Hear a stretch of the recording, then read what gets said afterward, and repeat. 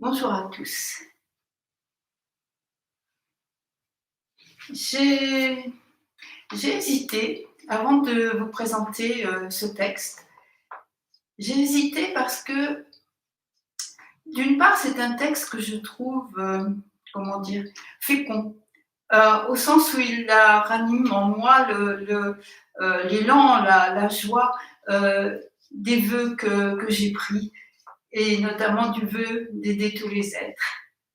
Et puis d'autre part, je trouve qu'il y a dans ce texte des choses qui sont difficiles, euh, difficiles à entendre ou difficiles à comprendre, des choses qui vont à l'encontre de tout ce que nous entendons dans le milieu, le moment, l'époque dans laquelle nous vivons, surtout en ce moment, euh, pardon, et qui ainsi nous oblige à reconsidérer qu'est-ce que c'est que la sagesse, qu'est-ce que c'est que la compassion, nous oblige à approfondir des choses parce que c'est difficile d'aller à l'encontre de ce qui est évident dans une société, mais qui pour nous, personne ne la voit, sont des choses qui doivent être interrogées parce que notre approche, notre compréhension n'est pas forcément celle de l'approche et de la compréhension générale. Donc c'est un texte qui me pose question. Mais d'autre part, j'ai pensé que, j'ai pensé que si nous restons dans le milieu des choses que nous comprenons et que nous approuvons à 100%, matière à penser, il ne va pas y en avoir beaucoup. Donc j'ai décidé de présenter ce texte. Il a été écrit par maître Torii Enki au XVIIIe, qui est un successeur de Hakuin. On y sent l'influence beaucoup de Hakuin. Avec notre sangha, nous avons travaillé sur le texte du Zazen de Hakuin. Et puis, j'y trouve aussi l'influence de Shantideva sur l'approche de la voie du Bodhisattva. Donc, le texte. En regardant humblement la réalité fondamentale de toute chose, voici. Partout la mystérieuse vérité du Bouddha ainsi allé, pas un point, pas un instant, qui ne soit révélation de son mystère de lumière. C'est pour cela que les maîtres des temps anciens respectaient du fond du cœur, protégeaient et aimaient jusqu'aux oiseaux et toutes sortes d'animaux.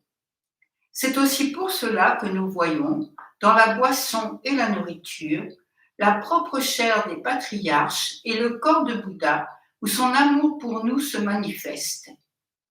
Qui ne leur témoignerait respect et gratitude? Ainsi donc, puisque nous respectons même les êtres inanimés, pensons encore davantage aux humains, même s'ils refusent la lumière, et faisons-leur du bien. Et même quand ils nous veulent du mal, nous humilient et nous font souffrir, recevons tout cela encore comme une manifestation du grand amour du Bodhisattva. Il veut par ce moyen nous libérer et effacer la masse de notre ignorance et de nos erreurs, accumulées depuis des temps immémoriaux par notre égoïsme et notre attachement. Avec au cœur cette conviction, nous nous engageons à accomplir toutes choses avec simplicité et confiance. Alors, à chacune de ces pensées, une fleur de lotus s'épanouira au-dessus de notre tête et un Bouddha y apparaîtra. Alors, tout autour de nous surgira le paradis et la lumière merveilleuse du Bouddha ainsi allé brillera sous nos pieds. Souhaitons donc que ce vœu de notre cœur atteigne largement tous les vivants et que nous parvenions tous ensemble à la pleine sagesse, sans début ni fin. Voici un texte de joie, mais aussi un texte de réflexion. Un texte pour approfondir notre pratique, je pense. Merci beaucoup, bonne joie, bonne réflexion, et je vous retrouve demain soir. Demain soir. Merci.